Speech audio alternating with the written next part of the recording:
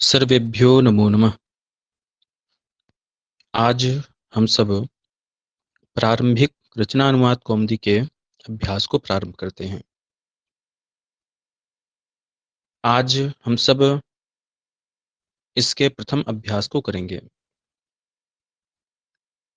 यह जो 30 अभ्यास वाला प्रारंभिक रचनानुवाद कौमुदी का अभ्यास है, इसको बताने के लिए हम आप सबके सामने उपस्थित हुए हैं। इस अभ्यास में हम जो कुछ भी बताएंगे वह हमारा स्वयं का कुछ न हो करके गुरु चरणों के आश्रय का फल होगा। और यदि इस मध्य हमसे कोई गलती होती है तो वह गुरु वाक्यों को न समझने के कारण हुई हमारी गलती होगी। तो चलिए प्रारंभ करते हैं। जैसा कि हम देख रहे हैं कि अभ्यास 1 में 4 पक्षों में बटा हुआ हमारा शब्द होगा। ठीक, क में होगा सर्वनाम और संख्या, ख में होगा धातु, ग में होंगे अव्यय पद और घ में होंगे विशेषण पद। तो क में हम देख रहे हैं कि सह अर्थात वह, तो अर्थात वे दोनों, ते अर्थात वे सब, कह अर्थात कौन, ये क्या है? सर्वनाम है। सर्वनाम किसे कहते हैं? तो सर्वनाम में 2 शब्द हैं, सर्व और नाम। सर्व अर्थात सभी, नाम अर्थात नाम, जो सभी के नाम हो जाएं, जो सभी के लिए प्रयुक्त हो जाएं। जैसे वह हम सीता के लिए भी कह सकते हैं, राम के लिए भी कह सकते हैं, फल के लिए भी कह सकते हैं, सबके लिए प्रयुक्त हो सकता है। लेकिन सीता हम गीता के लिए नहीं कह सकते हैं, राम हम श्याम के लिए नहीं प्रयुक्त कर सकते हैं, वह एक विशेष संज्ञा है। और यह सह, तौ, ते, कह, कौ, के, एतत् इत्यादि का प्रयोग हम सभी के लिए कर सकते हैं, इसलिए यह क्या है? सर्वनाम। ठीक, तो तत्, एतत्, इदम इत्यादि का प्रयोग हम सब के लिए कर सकते हैं, इसलिए क्या कहलाता है? सर्वनाम, जो सबके लिए प्रयुक्त हो सके। इसके पश्चात कुछ संज्ञा पद हैं। रामः अर्थात राम, ईश्वरः अर्थात ईश्वर, बालकः अर्थात बालक, मनुष्यः मनुष्य, नृपः राजा, विद्यालयः विद्यालय, ग्रामः ग्राम गांव। इनके रूप ये सब एक इसमें सामान्य बात है, ये सब अकारांत हैं। राम के अंत में कौन सा वर्ण है? ह्रस्व अ, तो ये क्या हुआ? अकारांत पुल्लिंग। ईश्वर के अंत में ह्रस्व अ है और है पुल्लिंग। तो राम से लेकर ग्राम तक के जो रूप हैं वह एक ही तरह चलेंगे। रामः रामौ रामाः, रामम रामौ रामान। आज अभ्यास 1 में केवल 2 विभक्ति का हम अभ्यास करेंगे, प्रथमा विभक्ति और द्वितीय विभक्ति, जो शब्द रूप हैं। ईश्वरः ईश्वरो ईश्वराः, ईश्वरम ईश्वरो ईश्वरान्, बालकः बालकौ बालकाः, बालकम बालकौ बालकान्। इस प्रकार से ख संख्या में कुछ धातु रूप हैं। भू अर्थात होना, पठ पढ़ना, गम जाना, हस हंसना, भवति भवतः भवन्ति, भवसि भवतः भवत, भवामि भवावः भवाम। इस प्रकार से हम सभी रूप चला लेंगे। ग में है अत्र, यह अव्यय है। अत्र अर्थात यहाँ, तत्र अर्थात वहां, यत्र अर्थात जहां, कुत्र अर्थात कहाँ, किम अर्थात क्या। यह इतने शब्द हमारे पास एकत्रित हुए। ऐसे ही 30 अभ्यास में इतने इतने शब्द एकत्रित होंगे तो लगभग 300 के आसपास हमारे पास शब्दकोश एकत्रित हो जाएंगे, जो कि वाचन और लेखन में बहुत ही उपयोगी सिद्ध होंगे। अब मध्य में कुछ सामान्य बातें हैं, उसको हम स्वयं देख सकते हैं। हम आते हैं नियम पर। नियम में लिखा हुआ है कि नियम संख्या 1, कर्ता के अनुसार क्रिया का वचन और पुरुष होता है। जैसे सह पठति, कर्ता प्रथम पुरुष एक वचन है, अतः क्रिया भी प्रथम पुरुष एक वचन है। दूसरा नियम है तीनों लिंगों में जो धातु रूप है वह वही रहता है। तीसरा नियम है कर्ता में प्रथमा होती है और कर्म में द्वितीया होती है। तो सर्वप्रथम तो यह जानना चाहिए कि कर्ता में प्रथमा करने का कोई सूत्र नहीं है। एक सूत्र है, वह है अष्टाध्यायी में कर्तृकरणयोः तृतीया, कर्ता में तृतीया का विधान हो रहा है। तो प्रथमा कहाँ होती है, यह आगे की कक्षाओं में हम चर्चा करेंगे। सामान्यतः हम यहाँ पर यही देखेंगे कि कर्ता में प्रथमा होती है, जैसा कि अभ्यास में लिखा गया है। और जो क्रिया है वह कर्ता के अनुसार होती है, ऐसा भी व्याकरण की दृष्टि से अनुचित है, क्योंकि क्रिया जो है वह क्रिया के अनुसार ही कर्ता कर्म इत्यादि निर्धारित होते हैं। तो हम एक सामान्य बात कर सकते हैं कि क्रिया का विधान कैसे होगा, वह प्रथमांत पद के अनुसार होगा, जो प्रथमा विभक्ति में जो पद है उसके अनुसार होगा। जैसे कर्तृवाच्य में प्रथमा विभक्ति में कौन कौन होता है, कर्ता होता है। कर्मवाच्य में प्रथमा विभक्ति कर्म होता है। कर्तृवाच्य में कर्ता के अनुसार क्रिया, कर्मवाच्य में कर्म के अनुसार क्रिया। अब हमें अभ्यास कैसे करना है, इसके बारे में हम देखते हैं। तो संस्कृत में 3 वचन होते हैं, एक वचन, द्विवचन और बहुवचन। 3 पुरुष होते हैं, प्रथम पुरुष, मध्यम पुरुष, उत्तम पुरुष। वचन में कोई शंका नहीं होनी चाहिए। जहां पर एकत्व का बोध हो वह एक वचन, जहां पर द्वित्व का बोध हो वहां पर द्विवचन, जहां पर 2 से अधिक का बोध हो वहां पर बहुवचन। शंका होनी चाहिए प्रथम पुरुष, मध्यम पुरुष, उत्तम पुरुष में। इतने सारे शब्द हैं, सर्वनाम इत्यादि हैं, उन सब को हम किस में रखें, प्रथम पुरुष में, मध्यम पुरुष में अथवा उत्तम पुरुष में। तो उसके लिए अष्टाध्यायी में 3 सूत्र बताए गए हैं। युष्मत् द्युपपदे समानाधिकरणे स्थानिन्यपि मध्यमः, अस्मद्युत्तमः शेषे प्रथमः। तो जो युष्मदि उपपदे समानाधिकरणे स्थानिनि अपि मध्यमः, इससे मध्यम पुरुष का विधान होता है। इसमें क्या है, युष्मदि, युष्मत के जो शब्द रूप हैं, युष्मद अर्थात त्वम युवाम यूयम, यह मध्यम पुरुष में होंगे। और अस्मदि उत्तमः, अस्मत् का प्रयोग होने पर अस्मद अर्थात अहम आवाम वयम, यह कहाँ होगा, उत्तमः, उत्तम पुरुष। और युष्मद और अस्मत् से जो बचा वह शेषे प्रथमः, वह शेष कहाँ होगा, प्रथम पुरुष में।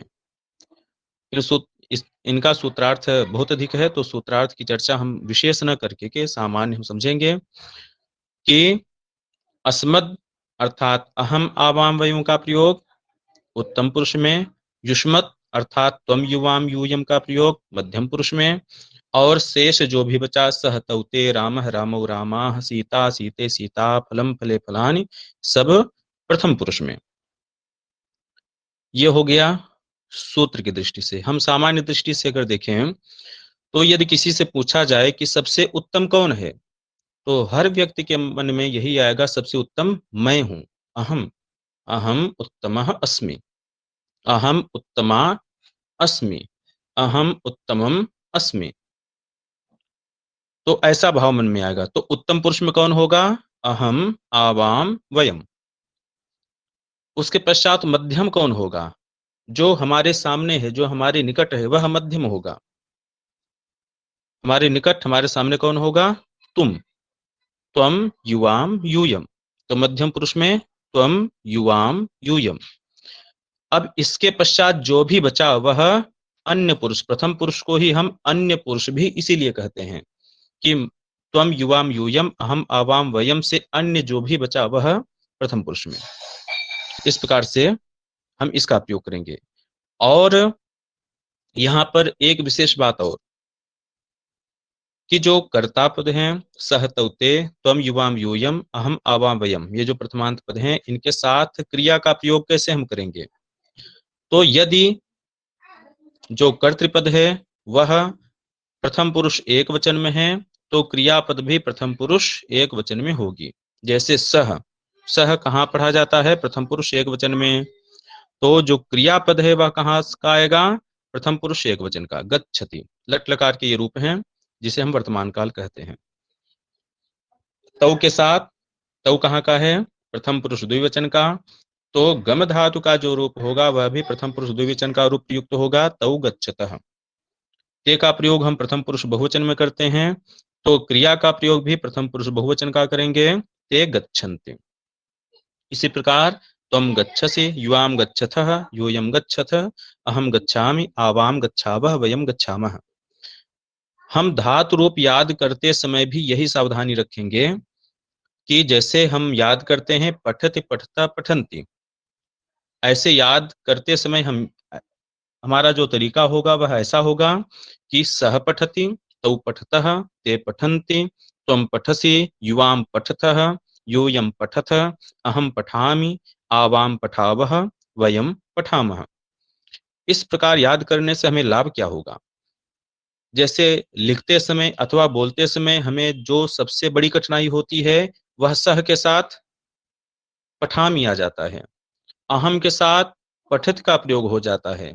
त्वम के साथ पठति का प्रयोग हो जाता है। त्वम के साथ पठसि नहीं आ पाता। अहम के साथ पठामि नहीं आ पाता।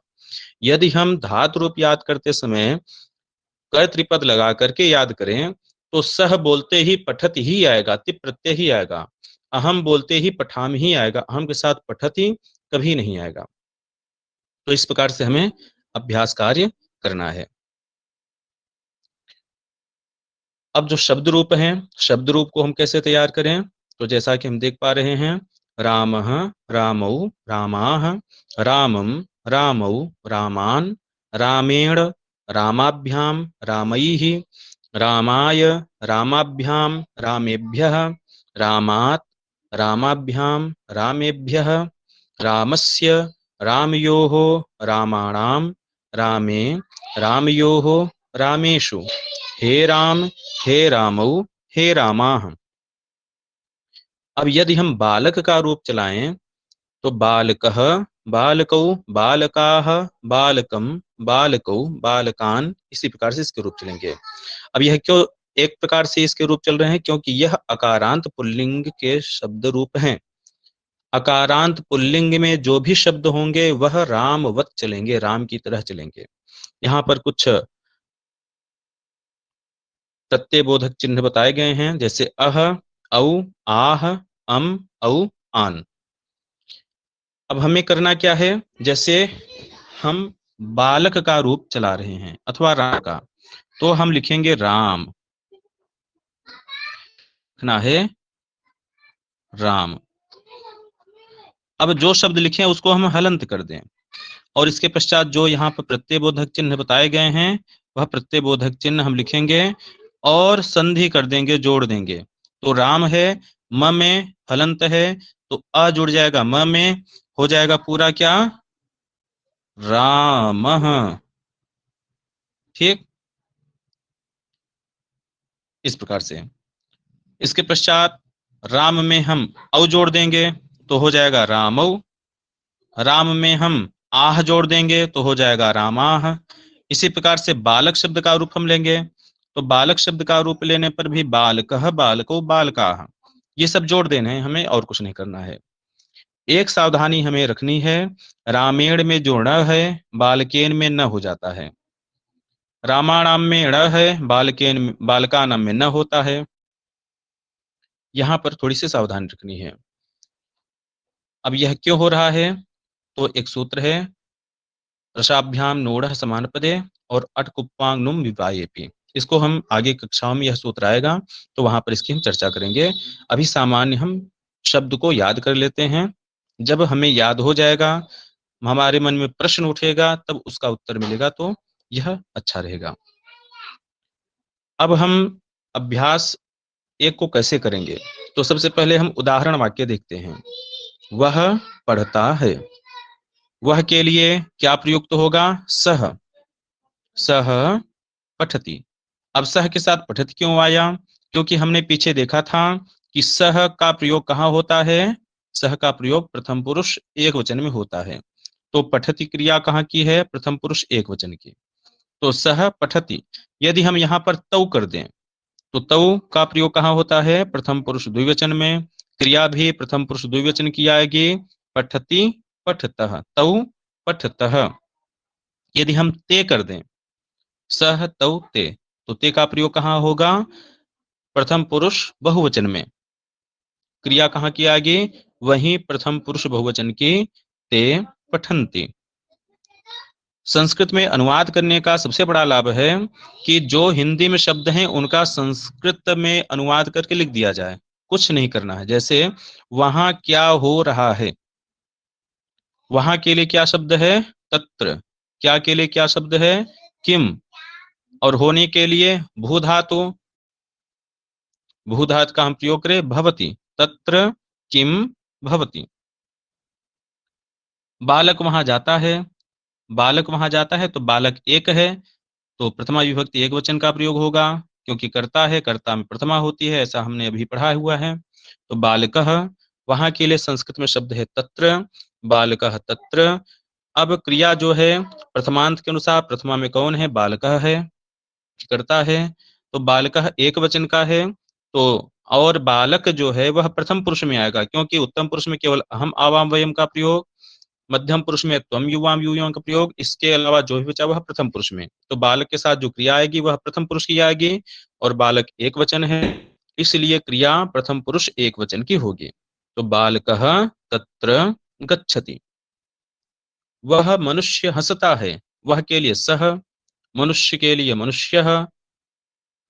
अब हस धातु का प्रयोग करेंगे, तो हस धातु करने है कि हसति हसतः हसन्ति, हससि हसथः हसथ, हसामि हसावः हसामः। सह मनुष्यः, यह प्रथम पुरुष वचन का प्रयोग है, तो क्रिया भी प्रथम पुरुष एक वचन की होगी, सह मनुष्यः हसति। अब संस्कृत बनाओ। अब संस्कृत बनाने की हमारी प्रक्रिया क्या होगी उसको देखते हैं। जैसे वह पढ़ता है, हम कहेंगे सह पठति, केवल इतना कह के हम रुकेंगे नहीं। सह पठति, तौ पठतः, ते पठन्ति, तीनों वचन में। वह हंसता है, सह हसति, सह हसति, तौ हसतः, ते हसन्ति। इस प्रकार से जो 20 अनुवाद दिए हैं, इन 20 अनुवादों को हमें यहाँ पर करना है। यहाँ पर एक शंका मन में होगी, क्योंकि आप लोग सभी लोग पढ़े हुए हैं, प्रत्ययों को भी जानते हैं। तो वह पढ़ता है और वह पढ़ रहा है, इसमें अंतर होगा, क्षत्रिय प्रत्यय का प्रयोग होगा। लेकिन चूंकि अभी हमारा जो प्रारंभिक रचनानुवाद कौमुदी का अभ्यास प्रारंभ हो रहा है, इसलिए यहाँ पर सामान्य नियमों को लेकर ही हम चलेंगे। जब प्रत्यय का ज्ञान आगे के अभ्यास में होगा तो वहां पर हम विशेष प्रयोग करेंगे।